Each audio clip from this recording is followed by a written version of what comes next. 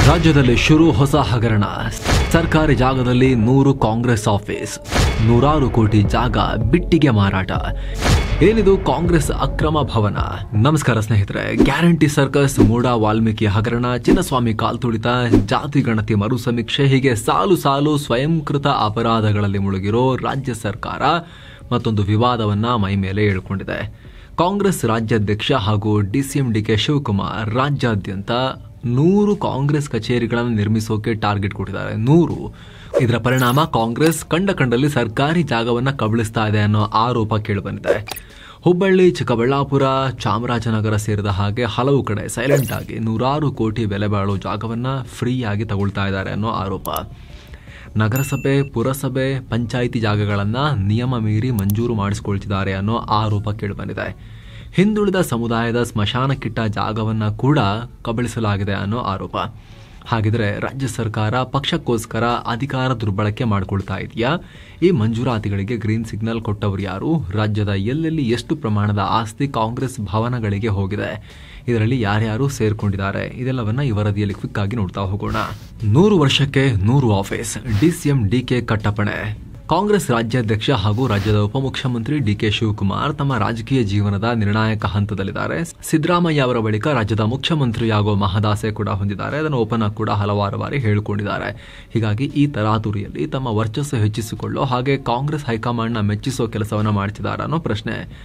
ಮಹತ್ವಾಕಾಂಕ್ಷಿ ಯೋಜನೆಗಳಲ್ಲಿ ಇದರಲ್ಲಿ ಒಂದು ಯಾವುದು ಗೊತ್ತಾ? ಕಾಂಗ್ರೆಸ್ ಭವನಗಳ ನಿರ್ಮಾಣ. ಒಂದಲ್ಲ, ನೋಡಿ ಲೆಕ್ಕ ಕೊಡ್ತೀವಿ. ಕಳೆದ ಡಿಸೆಂಬರ್ಗೆ ಮಹಾತ್ಮ ಗಾಂಧೀಜಿಯವರು ಬೆಳಗಾವಿ ಕಾಂಗ್ರೆಸ್ ಅಧಿವೇಶನದ ಅಧ್ಯಕ್ಷತೆ ವಹಿಸಿ 100 ವರ್ಷ ತುಂಬಿದೆ. ಹೀಗಾಗಿ ಈ ಸಂದರ್ಭದಲ್ಲಿ ರಾಜ್ಯದಾದ್ಯಂತ 100 ಕಡೆ 100 ಕಾಂಗ್ರೆಸ್ ಆಫೀಸ್ಗಳನ್ನು ಮಾಡಬೇಕು ಅಂತ ಹೊರಟಿದ್ದಾರೆ. ಅಲ್ಲದೆ ಈ ಕಚೇರಿಯನ್ನ ರಾಹುಲ್ ಗಾಂಧಿ ಅವರ ಕೈಯಲ್ಲಿ ಏಕಕಾಲಕ್ಕೆ ಉದ್ಘಾಟನೆ ಮಾಡಿಸಬೇಕು ಅನ್ನೋ ಲೆಕ್ಕಾಚಾರವನ್ನ ಕೂಡ ಡಿಕೆ ಶಿವಕುಮಾರ್ ಹೊಂದಿದ್ದಾರೆ. ಹೀಗಾಗಿ ಜಿಲ್ಲಾ ಕೇಂದ್ರ ಸೇರಿದ ಹಾಗೆ ರಾಜ್ಯದ 100 ಕಡೆ ಕಚೇರಿಗಳಿಗೆ ಜಾಗ ಹುಡುಕಿ ಅಂತ ಡಿಕೆ ಸ್ಥಳೀಯ ಕಾಂಗ್ರೆಸ್ ಸಮಿತಿಗಳಿಗೆ ಟಾರ್ಗೆಟ್ ಕೊಟ್ಟಿದ್ದಾರೆ.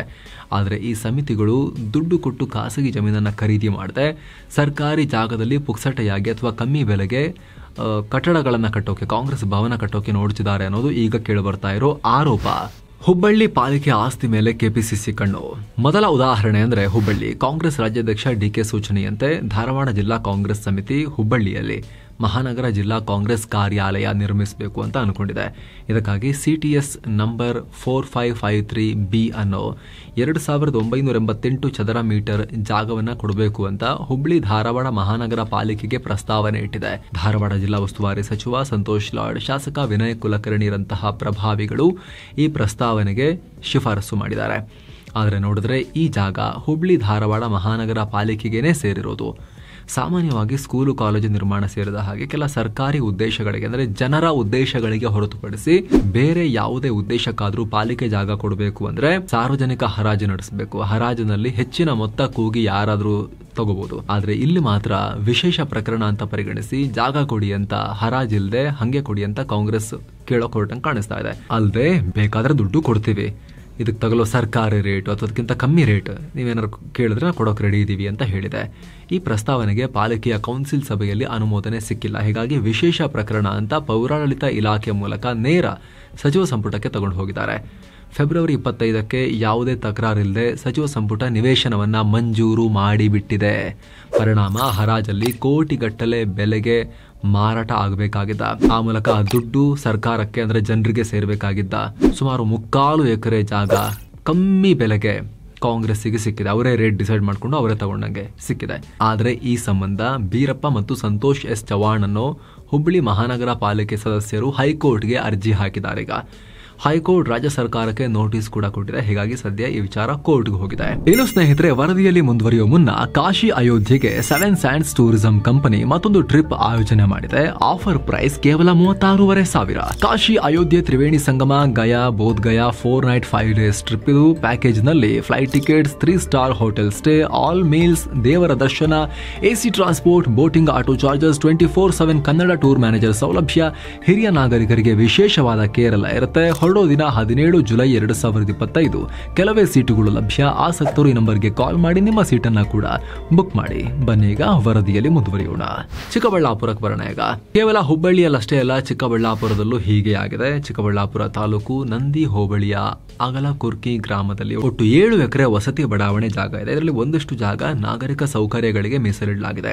ಇದರಲ್ಲಿ ಸುಮಾರು 1507 ಚದರ ಮೀಟರ್ ಜಾಗವನ್ನ ಕಾಂಗ್ರೆಸ್ ಭವನಕ್ಕೆ ಕೊಡಬೇಕು ಅಂತ ಜಿಲ್ಲಾ ಕಾಂಗ್ರೆಸ್ ಅಧ್ಯಕ್ಷ ಕೇಶವರೆಡ್ಡಿ ಕೇಳ್ಕೊಂಡಿದ್ದಾರೆ. ನಗರಾಭಿವೃದ್ಧಿ ಸಚಿವ ವೈರತಿ ಸುರೇಶ್ಗೆ ಪತ್ರ ಬರೆದಿದ್ದಾರೆ.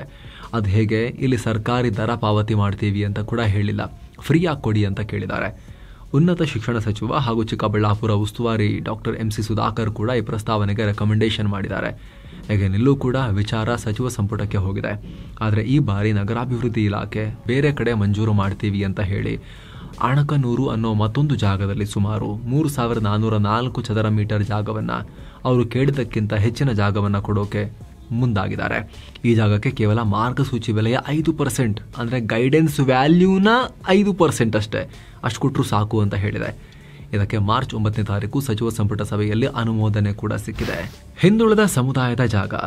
ಸ್ನೇಹಿತರೆ, ಚಾಮರಾಜನಗರ ಜಿಲ್ಲೆಯಲ್ಲಿ ವಿವಿಧ ಸಮುದಾಯಗಳಿಗೆ ಮೀಸಲಿಟ್ಟಿದ್ದ 25 ಗುಂಟೆ ಸಾರ್ವಜನಿಕ ಜಮೀನನ್ನ ಕಾಂಗ್ರೆಸ್ ಭವನಕ್ಕೆ ಕೊಡೋಕೆ ಮುಂದಾಗಿದ್ದಾರೆ. ಈ ಜಾಗ ಎಲ್ಲ ಹಿಂದುಳಿದ ಸಮುದಾಯದ ಸ್ಮಶಾನಕ್ಕೆ, ಪೌರ ಕಾರ್ಮಿಕರು, ಸಫಾಯಿ ಕರ್ಮಚಾರಿಗಳಿಗೆ ನಿವೇಶನ ಕೊಡೋಕೆ, ಮೆಟ್ರಿಕ್ ನಂತರದ ವಿದ್ಯಾರ್ಥಿಗಳಿಗೆ ಹಾಸ್ಟೆಲ್ಗೆ ಅಂತೆಲ್ಲ ಮೀಸಲಿಟ್ಟಿರೋದು. ಈ ಜಾಗದಲ್ಲಿ ಕಾಂಗ್ರೆಸ್ ಭವನ ನಿರ್ಮಾಣಕ್ಕೆ ಜಮೀನು ಕೊಡಿ ಅಂತ ಕೇಳಿದೆ. ಸಾಲದು ಅಂತ ಇದಕ್ಕಾಗಿ ಭೂ ಮಂಜೂರಾತಿ ನಿಯಮಗಳನ್ನು ಸಡಿಲ ಮಾಡೋಕ್ಕೂ ಸರ್ಕಾರ ತೀರ್ಮಾನಿಸಿದೆ. ಕಂದಾಯ ಇಲಾಖೆ ಜಾಗವನ್ನು ಮಂಜೂರು ಮಾಡಬೇಕು ಅಂದರೆ ಭೂ ಮಂಜೂರಾತಿ ನಿಯಮ 1969-22A ಈ ಕಾನೂನು ತೊಡಕಾಗತ್ತೆ. ಹೀಗಾಗಿ ಇದನ್ನು ಸಡಿಲಿಸೋಕೆ ಸರ್ಕಾರ ನೋಡ್ತಾ ಇದೆ. ಆಲ್ರೆಡಿ ಈ ಸಂಬಂಧ ಕಂದಾಯ ಸಚಿವ ಕೃಷ್ಣ ಬೈರೇಗೌಡ ಮತ್ತು ಕಾನೂನು ಸಚಿವ HK ಪಾಟೀಲ್ ಒಪ್ಪಿಗೆ ಕೊಟ್ಟಿದ್ದಾರೆ ಅಂತ ಕೂಡ ರಿಪೋರ್ಟ್ ಆಗ್ತಾ ಇದೆ. ಅಷ್ಟೇ ಅಲ್ಲ, ಪಂಚಾಯಿತಿಗಳನ್ನ ಕೂಡ ಬಿಡ್ತಾ ಇಲ್ಲ. ಬಾಗಲಕೋಟೆ ಜಿಲ್ಲೆ ಮುಧೋಳ ತಾಲೂಕಿನ ಇಂಗಳಗಿ ಅನ್ನೋ ಗ್ರಾಮದಲ್ಲಿ, ಆ ಗ್ರಾಮ ಪಂಚಾಯಿತಿಯಲ್ಲಿ ಸುಮಾರು 1077 ಚದರ ಮೀಟರ್ ಜಾಗವನ್ನು ಕಾಂಗ್ರೆಸ್ ಕಚೇರಿಗಾಗಿ 30 ವರ್ಷಗಳವರೆಗೆ ಗುತ್ತಿಗೆ ಆಧಾರದಲ್ಲಿ ಕೊಡಿ ಅಂತ ಕೇಳಿದೆ. ಆದರೆ ರೂಲ್ಸ್ ಪ್ರಕಾರ ಪಂಚಾಯಿತಿ ಜಾಗವನ್ನು ರಾಜಕೀಯ ಪಕ್ಷಕ್ಕೆ ಗುತ್ತಿಗೆ ಕೊಡೋಕೆ ಅವಕಾಶನೇ ಇಲ್ಲ. ಯಾವ ಕಾಯ್ದೆ ಕಾನೂನಡಿಯಲ್ಲಿ ಈ ರೀತಿ ಸರ್ಕಾರಿ ಜಮೀನನ್ನು, ರಾಜ್ಯದ ಪಬ್ಲಿಕ್ ಆಸ್ತಿಯನ್ನು ರಾಜಕೀಯ ಪಕ್ಷಕ್ಕೆ ಈ ರೀತಿಯಾಗಿ ಕೊಡ್ತಾ ಇದ್ದಾರೆ ಅನ್ನೋದನ್ನು ಕೂಡ ಹೇಳ್ತಾ ಇಲ್ಲ. ಕಾನೂನು ಪ್ರಕಾರ ಶೈಕ್ಷಣಿಕ, ಧಾರ್ಮಿಕ ಹಾಗೂ ಸಾಂಸ್ಕೃತಿಕ ಸಂಸ್ಥೆಗಳಿಗೆ ಮಾತ್ರ ಸರ್ಕಾರಿ ಜಾಗವನ್ನು ಮಂಜೂರು ಮಾಡಬಹುದು. ಹೀಗಿದ್ರೂ ಸರ್ಕಾರ ನಿಯಮವನ್ನು ಗಾಳಿಗೆ ತೂರಿ ಕಾಂಗ್ರೆಸ್ ಭವನಗಳನ್ನು ಕಟ್ಟೋಕೆ ಒಂದಾದ್ಮೇಲೆ ಒಂದು ಕಡೆ ಜಾಗವನ್ನು ಈಗ ಹುಡುಕ್ತಾ ಹೊರಟಿದ್ದಾರೆ. ಕೆಲವು ಕಡೆ ತಗೊಳ್ತಾ ಇದ್ದಾರೆ. ಸಾಲದಕ್ಕೆ ಈ ಕಾಂಗ್ರೆಸ್ ಭವನ ಟ್ರಸ್ಟ್ ಯಾವ ಕಾಯ್ದೆಯಡಿ ನೋಂದಣಿಯಾಗಿದೆ ಅನ್ನೋದ್ರ ಬಗ್ಗೆ ಕೂಡ ಮಾಹಿತಿ ಇಲ್ಲ. ಈ ಮಂಜೂರಾತಿಗಳಿಗೆ ಆರ್ಥಿಕ ಇಲಾಖೆ, ಕಂದಾಯ ಇಲಾಖೆ, ಕಾನೂನು ಇಲಾಖೆ ಯಾವುದೇ ತಕರಾರು ವ್ಯಕ್ತಪಡಿಸ್ತಾ ಇಲ್ಲ, ಬದಲಾಗಿ ಸಹಮತ ಕೊಡ್ತೇವೆ. ಹೀಗಾಗಿ ಸರ್ಕಾರ ತನ್ನ ಪೊಲಿಟಿಕಲ್ ಬೇಸನ್ನು ಗಟ್ಟಿ ಮಾಡ್ಕೊಳ್ಳೋಕೆ ಸಾರ್ವಜನಿಕ ಆಸ್ತಿಗಳನ್ನು ಫ್ರೀಯಾಗಿ ಅಥವಾ ಬಾಯಿಗೆ ಬಂದಿರೋ ರೇಟಿಗೆ ತಗೊಳ್ತಾ ಇದೆ ಅನ್ನೋದು ಟೀಕೆಯಲ್ಲಿ. ಬಿಜೆಪಿ ಏನು ಕಮ್ಮಿ ಇಲ್ಲ.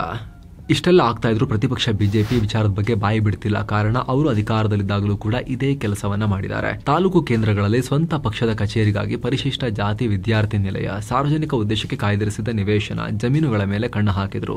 ಸಮಾಜ ಕಲ್ಯಾಣ ಇಲಾಖೆ ಹಾಸ್ಟೆಲ್ಗಾಗಿ ಇಡ್ಲಾಗಿರೋ ಜಾಗ ಅಂತ ವರದಿ ಕೊಟ್ಟಿದ್ರು ಕೂಡ ಬಿಜೆಪಿ ಸರ್ಕಾರ ಪಕ್ಷದ ಕಚೇರಿಗೆ ನಿವೇಶನ ಮಂಜೂರು ಮಾಡಬೇಕು ಅಂತ ನಿರ್ದೇಶನ ಕೊಟ್ಟಿತ್ತು. ಅಲ್ಲದೆ ಕಾನೂನು ಇಲಾಖೆ ಒಪ್ಪಿಗೆ ಕೊಡದೇ ಇದ್ರೂ ಕೂಡ ಸಂಘ ಪರಿವಾರದ ರಾಷ್ಟ್ರೋತ್ಥಾನ ಪರಿಷತ್ಗೆ ಗೋಮಾಳ ಜಾಗವನ್ನು ಮಂಜೂರು ಮಾಡಲಾಗಿತ್ತು. ಹೀಗಾಗಿ ಈಗ ಕಾಂಗ್ರೆಸ್ ಸರ್ಕಾರ ನಿಯಮ ಬಾಹಿರವಾಗಿ ನಡ್ಕೊಳ್ತಾ ಇದ್ರು ಅದರ ಬಗ್ಗೆ ಒಂಚೂರು ಜಾಸ್ತಿ ಮಾತಾಡ್ತಿಲ್ಲ ಬಿಜೆಪಿ. ಆದರೆ ಸ್ನೇಹಿತರೆ, ಇವೆಲ್ಲ ಜನರ ಆಸ್ತಿ. ರಾಜಕೀಯ ಪಕ್ಷಗಳಿಗೆ ಕೋಟಿಗಟ್ಟಲೆ ನೂರಾರು ಕೋಟಿಗಳಲ್ಲಿ ದೇಣಿಗೆ ಪಡೆಯೋ ರಾಜಕೀಯ ಪಕ್ಷಗಳಿಗೆ 2000-3000 ಸ್ಕ್ವೇರ್ ಫೀಟ್ ಜಾಗ ತಗೊಂಡು ಒಂದು ಕಟ್ಟಡ ಕಟ್ಕೊಳ್ಳೋಕೆ ಏನು ರೋಗ ಇಲ್ಲ, ಆರಾಮಾಗಿ ಕಟ್ಕೋಬಹುದು. ಮನಸ್ಸು ಮಾಡಿದ್ರೆ DK ಶಿವಕುಮಾರ್ ಅವರೊಬ್ಬರೇ 100 ಆಫೀಸ್ ಕಟ್ಸ್ಕೊಟ್ಬಿಡ್ಬೋದು ಸ್ವಂತ ದುಡ್ಡಲ್ಲಿ. ಅಥವಾ ಅವ್ರ ಪಾರ್ಟಿಲಿರೋರು ಅಥವಾ ಬೇರೆ ಎಲ್ಲ ಪೊಲಿಟಿಕಲ್ ಪಾರ್ಟಿಲಿ ಎಲ್ಲ ಅಗರ್ಭ ಶ್ರೀಮಂತರೇ ತುಂಬಿಕೊಂಡಿದ್ದಾರೆ. ಅವರು ಪಕ್ಷ ಸೇವೆಯನ್ನು ಮಾಡ್ಬೋದು. ನಿಮ್ಮ ದುಡ್ಡಲ್ಲಿ ಅಥವಾ ನಿಮ್ಮದು ಅಂತ ಹೇಳಿದ್ರೆ ಸಾರ್ವಜನಿಕ ಆಸ್ತಿಯಲ್ಲಿ ಈ ರೀತಿ ಕಚೇರಿಯನ್ನ ಇವರು ಮಾಡಿಕೊಂಡು ಹೆಸರು ತಗೊಳ್ಳೋ ಅವಶ್ಯಕತೆ ಇರಲಿಲ್ಲ. ಇದ್ರ ಬಗ್ಗೆ ಸರ್ಕಾರ ಈ ಕೂಡಲೇ ಕ್ಲಾರಿಟಿ ಕೊಡಬೇಕು. ಎಲ್ಲ ಪ್ರಶ್ನೆಗಳಿಗೆ ಉತ್ತರ ಕೊಟ್ಟು ಇದ್ರ ಬಗ್ಗೆ ವಿಚಾರಗಳನ್ನ ಕ್ಲಿಯರ್ ಮಾಡಬೇಕು. ತಪ್ಪು ನಡೆದೇ ಇರೋ ತರ ಸರ್ಕಾರ ನೋಡ್ಕೋಬೇಕು. ಇದಕ್ಕೆ ಸಂಬಂಧಪಟ್ಟಂತೆ ನಿಮಗೆ ಏನಿಸುತ್ತೆ ಸ್ನೇಹಿತರೆ, ಕಾಮೆಂಟ್ ಮಾಡಿ ತಿಳಿಸಿ. ಮತ್ತೆ ಭೇಟಿ ಆಗ್ತಿರೋಣ. ನಮಸ್ತೆ.